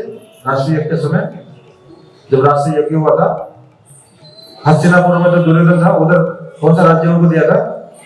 इंद्रप्रस्थ का। तो इंद्रप्रस्थ में जब राष्ट्रीय यज्ञ हुआ था उसमें दुर्योधन गया था। तो इंद्रप्रस्थ को ऐसा बनाया गया था जहां पर पानी दिखता है वहां पर स्थल है, जहां पर जमीन दिखता है वहां पर देखते हैं पानी है। ऐसे जो है भ्रम हो रहा है। यही दुर्योधन के साथ में हो गया था। जहां पर पानी नहीं है वहां पर कपड़े ऊपर करके चलता है दुर्योधन। जहां देखता है कि पानी है, जहां जमीन है वहां देखता है गिर जाता है पानी में। ऐसे करके कभी उठ रहा है, कभी गिर रहा है, कभी उठ रहा है, कर रहा है, कभी देख रहा है सामने जो है क्लियर है, ये तो देखता है कि दीवार है, तो सिर टकरा जाता है। ऐसे करके जो है उसके साथ में घटना घट रही है। किसी को ऊपर से द्रौपदी देख रही थी और उन्होंने एक वाणी बोल दी, अंधे का पुत्र अंधा होता है। वही जो है महाभारत का सूत्रपात हो गया। तो यहाँ पर बोलने का उद्देश्य है, कभी जो है पानी के अंदर जमीन दिखता है। राजस्थान में जब ब्रिक ब्रिज का देखा होगा, वहां पर जब बहुत कड़ी धूप पड़ती है तो बालू के अंदर दूर से दिखाई देता है पानी है, तो पास में जाएंगे तो बालू है। ये क्या है? भ्रम है। उसी प्रकार मायाबुद्ध जीव, उनके अंदर हर समय भ्रम पैदा होता रहता है। क्या भ्रम पैदा होता है? सत को असत समझते हैं, असत को सत समझते हैं। जो सच्चा होता है कभी उसको नकली समझते हैं, नकली को सच्चा समझते हैं। ये हमारा बड़ी बीमारी है। भ्रम, प्रमाद, विप्लिप्सा, कर्णापट, ये हमारी चार बड़ी बड़ी समस्याएं हैं। कभी जहां पर भगवान नहीं है वहां पर भगवान की कल्पना कर लेते हैं, ये भगवान है। जहां साक्षात भगवान बैठे हैं ये पत्थर की मूर्ति है, ये भ्रम है। तो यहाँ तो भगवान नहीं है। जो सदगुरु है उसको असदगुरु समझ लेते हैं, नकली गुरु ढोंगी है। और जो नकली है उसको असली समझ के फूलों की माला पहनाते हैं, प्रणाम करते हैं, हमारा उद्धार करो, हमारा उद्धार करो। अब बाद में निकलता है ढोंगी। तो ये हमारा भ्रम होता रहता है। तो हे भगवान, आपकी माया से कभी आपके अंदर कोई माया का भ्रम करता है, भगवान के अंदर भी माया का भ्रम कर लेता है। और कभी कभी माया के अंदर भगवान की कल्पना कर लेता है कि सत्य है, असत्य को सत्य समझता है, और जो सत्य वस्तु है गंगा तुलसी भक्त भागवत भगवान उसको नकली समझ लेता है। जैसे नास्तिक लोग हैं, नास्तिक लोग तो मानते हैं इसी ऐसे जो भगवान है और जो अपने परम धाम में निवास करते हैं और जिनके अंदर किसी भी प्रकार का कोई अज्ञान नहीं है, ऐसे परमेश्वर को मैं प्रणाम करता हूँ। कौन प्रणाम करते हैं? वेदव्यास जी। और वेदव्यास जी के नकली पुत्र होकर हम भी प्रणाम करते हैं। हम असली पुत्र तो नहीं है, क्योंकि हम लोग तो भागवत ठीक से पढ़ते नहीं है। यदि उनके असली पुत्र होते तो भागवत जी रोज पढ़ते हैं। फिर भी उतने नकली भी नहीं है, क्योंकि भागवत कथा भी सुन रहे हैं। उतने नालायक भी नहीं है, लायक तो है, लेकिन नहीं ज्यादा पूरे नालायक नहीं है, लायक है, कुछ लायक है, क्योंकि हम लोग अभी भागवत सुन रहे हैं। और आज हम लोगों ने संकल्प किया कि हम लोग 7 दिन तक सुनेंगे। हम लोगों ने अंदर से संकल्प भी किया है, इसलिए नालायक पहले से अभी लायक बन गए।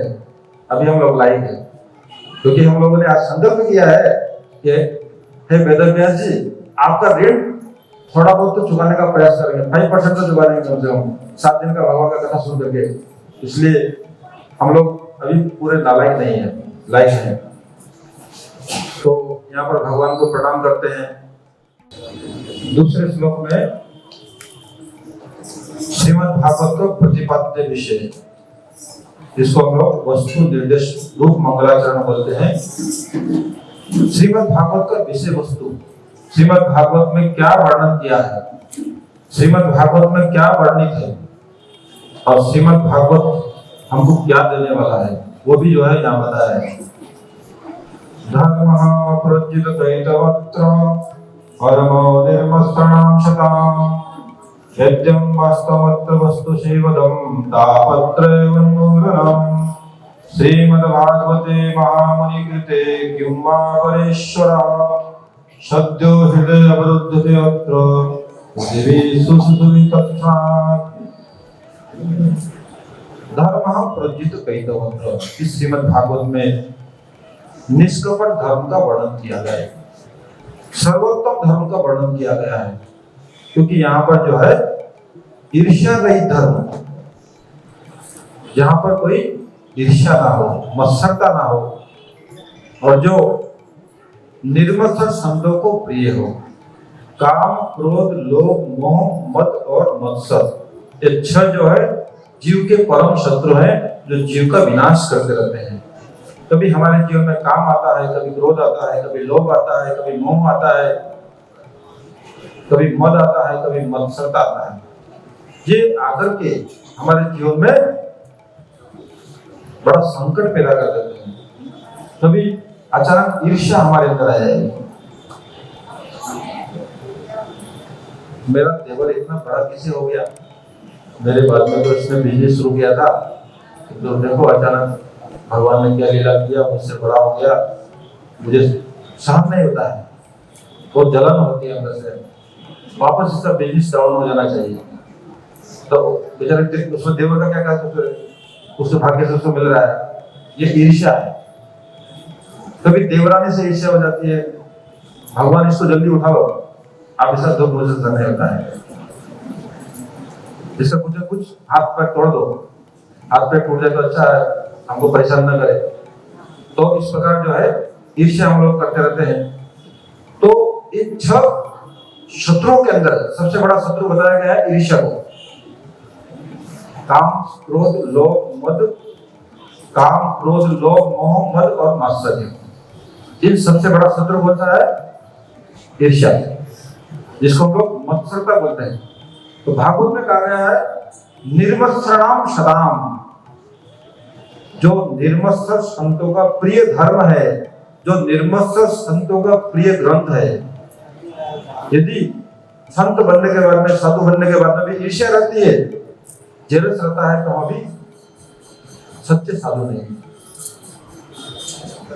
निर्मत्सरता का मतलब होता है दूसरे का उन्नति को देख करके खुश होना चाहिए, दूसरे का उन्नति को देख करके आनंद होना चाहिए। और हम लोग के अंदर उल्टा होता है, दूसरे को सुखी देख के दुखी हो जाते हैं, क्यों इतना सुखी हो गया, थोड़ा कम सुख मिलना चाहिए था, क्यों इतना अच्छा गाड़ी मिल गया, क्यों इतना अच्छा गाड़ी मिल गया, इसका पुत्र कितना बड़ा नौकरी मिल गया उसको, कितना अच्छा, उसका शादी हो गया है, कितनी अच्छी लड़की मिल गई है, उससे अंदर जलन होता है। ये जो है भागवत का अधिकारी का लक्षण नहीं है, उसको जो है भागवत में प्रवेश नहीं मिलेगा। इसलिए जो है हमको निर्मत्सर होना पड़ेगा। व्यक्तिम वास्तव अत्र वस्तु शिवदम तापत्रय उन्मूलनम। श्रीमद् भागवत गारंटी देता है, यदि कोई भगवान श्री कृष्ण को संपूर्ण रूप से जानना चाहता है, मैं उसको जनाऊंगा। Who is claiming this? Srimad Bhagavatam is claiming this. If you want to know about the God completely, I will give you the right and perfect information. Who is claiming? Srimad Bhagavatam. Srimad Bhagavatam is claiming that if you want to know fully about the God, completely about the God, then I will give you the complete information, perfect information. भगवान श्री कृष्ण के बारे में यदि आप कुछ जानना चाहते हैं, संपूर्ण जानना चाहते हैं भगवान श्री कृष्ण को, मैं उसको संपूर्ण जानकारी आपको दूंगा। तो भगवान को संपूर्ण रूप से बताने का जानकारी, बताने का गारंटी भागवत जी ले रहा है। तो भगवान कृष्ण के बारे में आपका कोई अज्ञान नहीं रहेगा, आप भगवान कृष्ण के बारे में पूरा पूरा जान जाएंगे। जाने बिना होत न प्रीति, जब तक जानेंगे नहीं तब तक प्रेम भी नहीं होगा, इससे जानना तो पड़ेगा। कौन जनाएगा? भागवत जी जनाएगा। तापत्रय उन्मूलनम, भागवत जी बोलता है मेरी शरण में आ जाओ, जीवन में कोई कष्ट नहीं रहेगा, त्रिताप से आपको मुक्ति मिल जाएगी। सत्यो हृदय अवरुद्ध की अत्र। और सबसे बड़ा फल क्या है कि भगवान कृष्ण आपके हृदय में आकर के परमानेंट बैठ जाएंगे, आपको कभी छोड़ के नहीं जाएंगे। किसके हृदय में परमानेंट बैठ जाते हैं? सत्यो हृदय अवरुद्ध दे अत्र पृथ्वी सुसुभी तत्क्षणात्। जो बहुत प्रेम से निष्ठा से भगवान की कथा सुनता है, उसके हृदय में भगवान कानों के माध्यम से प्रवेश करते हैं और यहाँ आकर के विराजमान हो जाते हैं। प्रविष्टः कर्णरंध्रेण स्वानां भाव सरोरुहम्। कानों के माध्यम से भगवान प्रवेश करते हैं, आंखों के माध्यम से नहीं करते हैं। हम लोग आंखों के माध्यम से भगवान को अंदर ले जाने का प्रयास करते हैं। कृष्ण भगवान मेरे अंदर भी जाओ, बहुत कष्ट मिल रहा है, अंदर पूरा नरक हो रहा है, इसको थोड़ा सा स्वर्ग बना दो, थोड़ा सा वैकुंठ बना दो। तो आंखों के माध्यम से भगवान को ले जाने का प्रयास करते हैं। तो भगवान बोलते हैं मेरे जाने का दरवाजा दूसरा है, ये नहीं है, इसलिए मैं नहीं जाता हूँ। कोई अपने हृदय में मुझे बैठाना चाहता है तो कानों के माध्यम से मैं प्रवेश करता हूँ। प्रविष्ट कर्णरंध्रेण। इसलिए जो भगवान की कथा प्रेम से सुनता है, कानों के माध्यम से भगवान उसके हृदय में प्रवेश करके और अवरुद्ध मतलब वहां पर उसके वशीभूत हो जाते हैं। तो भगवान को वशीभूत करने का सबसे अच्छा उपाय क्या है? श्रीमद् भागवत कथा का श्रवण। जब कोई आपके वशीभूत होता है तो आपकी हर बात मानता है, नहीं मानता है तो भगवान कृष्ण को बोलेंगे हमको मोबाइल चाहिए, दे देगा। भगवान कृष्ण को बोलेगा हमको बाइक चाहिए, दे देगा, क्योंकि आपके वशीभूत हो गया। भगवान कृष्ण को फोन लगाएंगे हमको पत्नी चाहिए, पत्नी भी मिल जाएगा, सब मिल जाएगा। तो भगवान की कथा इतना अच्छा आपको उपाय बता रहा है कि भगवान कृष्ण आपके वशीभूत हो जाएंगे। तो आपको नौकरी चाहिए, 70,000 रुपये महीना वाला, 1.5 लाख रुपये महीना वाला नौकरी चाहिए, तो भगवान आपको दे देगा। Because that is very easy for him, that is nothing for him. वो आराम से आपको दे सकते हैं। तो कब देंगे? जब वो संतुष्ट हो जाए। और संतुष्ट करने का गारंटी लेता है भागवत कि मेरी शरण में आ जाओ, 7 दिन प्रेम से मेरी कथा सुनो, देखो मैं कान के माध्यम से हृदय में प्रवेश करूंगा और तुम्हारे वशीभूत हो जाएगा। फिर वहां से निकल के भी मैं नहीं आ सकता, क्योंकि तुमने फिर वहां पर ताला लगा दिया, कथा देवी ने ताला लगा दिया, निकल नहीं पाएगा वहां। इस प्रकार जो है भगवान की कथा जो है भगवान को वशीभूत कर देती है। और मंगलाचरण का तीसरा श्लोक क्या है? इसमें जगत को आशीर्वाद दिया गया है और श्री कृष्ण प्रेम ही जीव का एकमात्र प्रयोजन है, इसके बारे में बताया गया है। निगम कल्पतरुर गलितम फलम सुखमुखाद अमृतद्रव संयुतम देवत भागवतम रसमालयम मौरव रसिका भुवि भावुका। निगम कल्पतरुर गलितम फलम, हम थोड़ी देर पहले जो बता रहे थे कि समस्त शास्त्रों का निचोड़ भागवत जी है। श्रीमद् भागवत जी सब शास्त्रों का सार है और सुख मुखा अमृत रव संयुतम। सुखदेव जी ने इसको गाया है, इसलिए ये भागवत की कथा रसमय हो गई है। तोता पक्षी, सुख पक्षी जिस फल के ऊपर चोंच मारता है वो या तो मीठा हो जाता है, नहीं तो मारने के बाद मीठा हो जाता है। और तो मीठा होता है, ऑलरेडी मीठा होता है। उनका टेस्टिंग कैपेसिटी इतना, उनका जो टेस्टिंग कैपेसिटी इतना परफेक्ट होता है कि वो मीठे भी बैठेगा, तो मीठा होता है उसमें बैठेगा, नहीं तो चोंच मारने के बाद में मीठा हो जाता है। तो सुखदेव गोस्वामी जी जो है ये सुख पक्षी के अवतार है।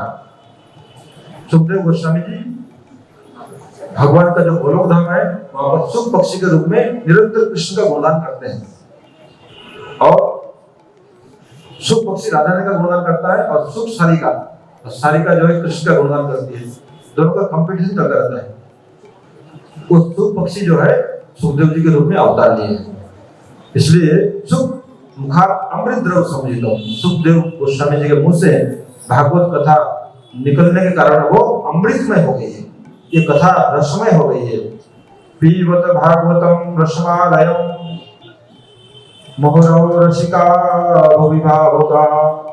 जो रसिक जन है, जो भावुक है, जो भगवान के प्रेमी हैं, वो निरंतर इस कथा का पान करते रहते हैं। इसलिए जो है श्रीमद् भागवत कथा का हमको निरंतर पान करते रहना चाहिए। इसके बाद में श्रीमद् भागवत कथा आरंभ होती है।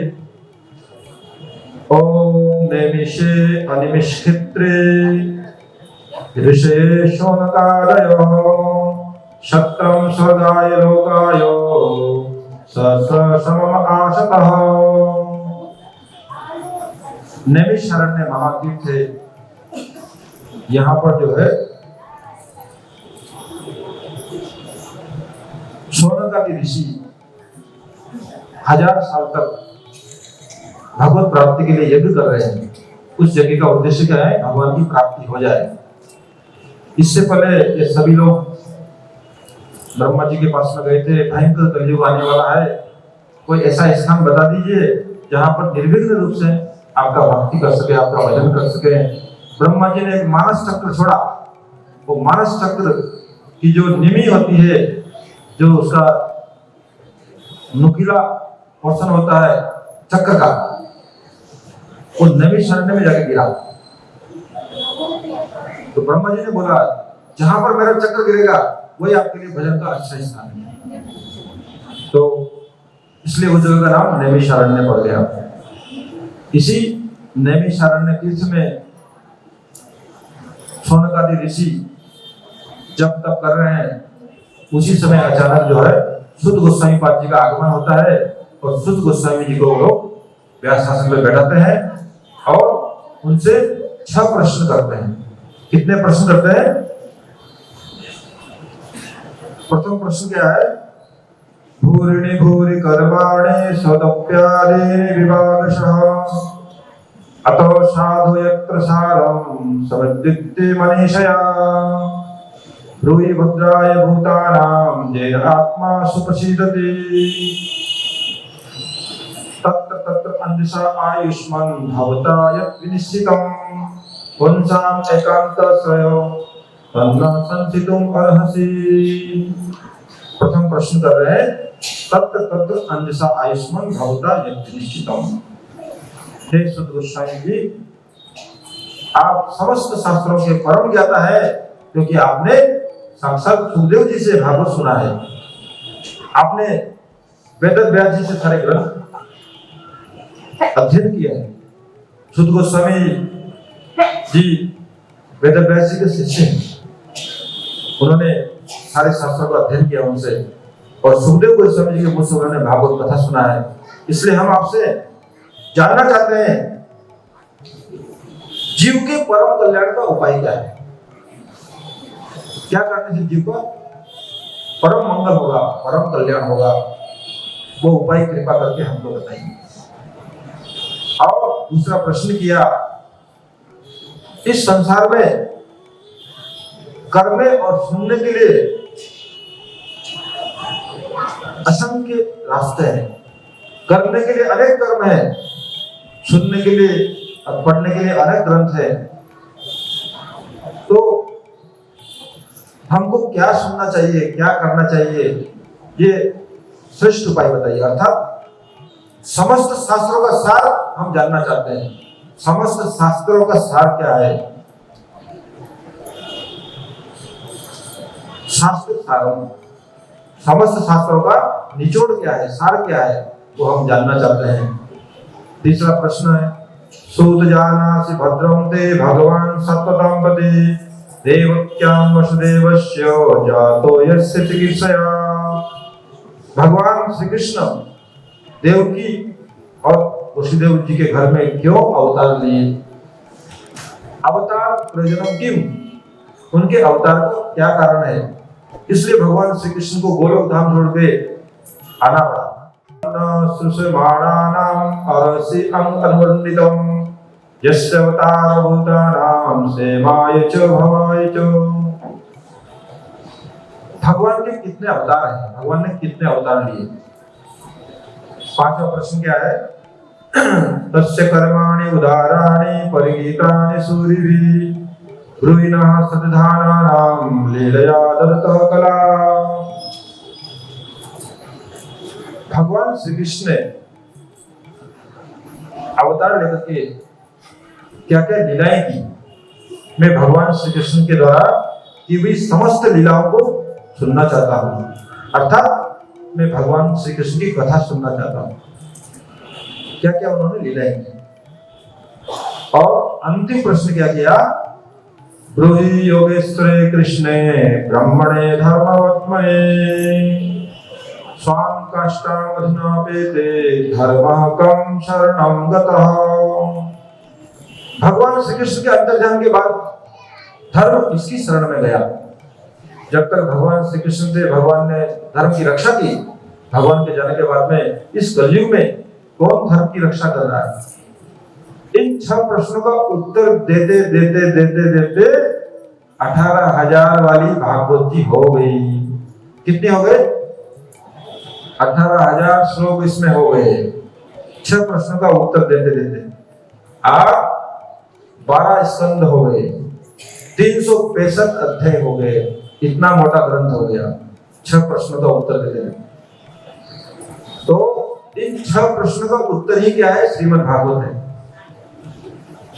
जीव के परम कल्याण का उपाय क्या है? पहला प्रश्न। समस्त शास्त्रों का सार क्या है? दूसरा प्रश्न। भगवान श्री कृष्ण ने क्यों अवतार लिया, क्यों जन्म ग्रहण किया, उनके अवतार का प्रयोजन क्या है? यह तीसरा प्रश्न। चौथा प्रश्न, भगवान ने क्या क्या लीलाएं की और भगवान के कितने अवतार हैं, और उनके अंतर्ध्यान के बाद में धर्म किसकी शरण में गया? तो धर्म किसकी शरण में गया, इसका उत्तर तो आपको पता है? भगवान के अंतर्ध्यान के बाद में धर्म किसकी शरण में गया? बताइए। गीता जी की शरण में गया, सभी को पता है। भगवान जाने के बाद में धर्म किसकी शरण में गया? धर्म की रक्षा कौन कर रहा है? गीता जी तो है। न देवी भागवत, न विष्णु पुराण, कौन कर रहा है? भगवान जाने के बाद में धर्म किसकी शरण में गया? कोई बताइए हाथ खड़ा करके, किसी को पता है? इस कलयुग में धर्म की रक्षा कौन कर रहा है? इतना सुनाने के बाद में भी कोई बजा नहीं पा रहा है। इतना कुछ मैंने सुनाया। भागवत की शरण में भागवत ही जो है कृष्ण बन करके आए हैं, कृष्ण ही भागवत बन करके आए हैं। हमने बताया ना कि भगवान जब अंतर ध्यान कर रहे थे, ज्योति प्रकट हुआ, ज्योति भागवत में समा गया। तो भगवान कृष्ण ही भागवत बन करके कलयुग में आए हैं, वो धर्म की रक्षा कर रहे हैं। तो जब तक भागवत है तब तक धर्म चलता रहेगा। हमारे प्रभुपाद जी जिन्होंने गौड़िया मठ का स्थापना किया है, गौड़िया मिशन का स्थापना किया है, बोलते हैं इस संसार की लाइब्रेरी में जितनी किताबें हैं, जितने ग्रंथ हैं, जलकर भस्म हो जाए कोई फर्क नहीं पड़ेगा यदि खाली भागवत बचा हुआ है। क्या बोला? इस संसार में की लाइब्रेरियों में जितने ग्रंथ हैं, जितनी किताबें हैं, जितनी पुस्तकें हैं, जलकर भस्म हो जाए, यदि केवल भागवत बचा है तो कोई फर्क नहीं पड़ा, सब अपने आप तैयार हो जाएगा। इतना श्रेष्ठ ग्रंथ है। इसलिए जो है श्रीमद् भागवत जो है चरित्र गठन करने की फैक्ट्री है, चरित्र निर्माण करने का कारखाना है, भगवान के भक्त तैयार करने का कारखाना है, साधु तैयार करने का कारखाना है। साधु मतलब लाल कपड़े वाला नहीं, कोई भी साधु हो सकता है। आप सिविल ड्रेस में भी साधु हो सकते हैं, आप ऐसा में भी साधु हो सकते हैं। तो भागवत सुनने से आप हमारी तरफ साधु बन जाएंगे, ऐसा बात नहीं है। साधु का मतलब होता है सद आचरण। आपका आचरण निर्मल हो जाएगा, आपका आचरण शुद्ध हो जाएगा, आपका कर्म शुद्ध हो जाएगा, आपकी वाणी शुद्ध हो जाएगी, आपका मन शुद्ध हो जाएगा, आपका रहन सहन पवित्र हो जाएगा, आपके अंदर शुद्धता आ जाएगी। साधु का मतलब होता है शुद्ध, साधु का मतलब होता है निर्मल, साधु का मतलब जो सद आचरण करता है। समझ गए? इसलिए डर नहीं जाना कि साधु बना देगा हम लोग। इसलिए ना कोई गीता पढ़ने से साधु बनता है, ना भागवत पढ़ने से साधु बनता है, किंतु अंदर वाला साधु जरूर बन जाता है। बाहर वाला साधु बने ना बने, अंदर वाला बन जाता है। इसलिए जो है